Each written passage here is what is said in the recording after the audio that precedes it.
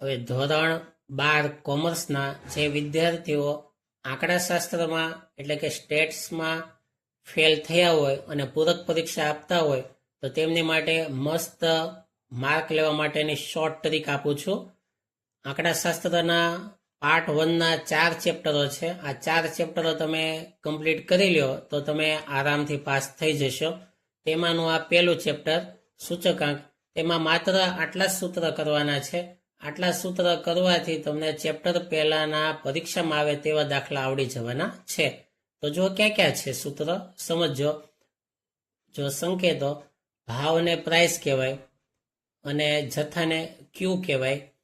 જો આધાર વર્ષની વાત હોય, આધાર વર્ષ એટલે શું સમજવાનું કે જે અગાઉનું વર્ષ હોય તે, તો આધાર વર્ષ માટે P0 લેવું, આધાર વર્ષના જથ્થા માટે Q0, ચાલુ વર્ષના ભાવ માટે P1, ચાલુ વર્ષના જથ્થા માટે Q1. ત્યારબાદ આ 100% સૂત્રોના દાખલા આવશે તે લાસ્પેયરનું સૂત્ર, તેમાં 1000 યાદ રાખવાનું. IL સિગ્મા PQ બે વખત લખી 1000 આમ લખી નાખવાના ગુણ્યા 100. આનો દાખલો હશે તે 100%. પાસેનું સૂત્ર sigma P1 Q1 sigma P0 Q1 ગુણ્યા 100. પાસે શોધવાનો પણ દાખલો હશે.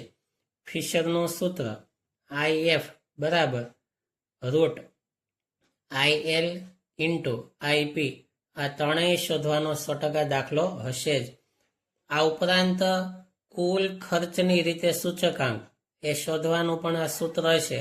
આ લાસ્પેયરનું સૂત્ર થયું.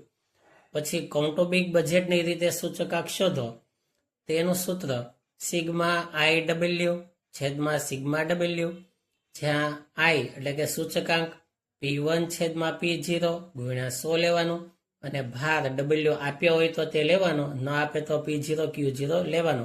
આટલા સૂત્ર કરી લેશો તો તમારા પહેલા ચેપ્ટરના 8 થી 10 માર્ક 100% આવશે જ. Thank you.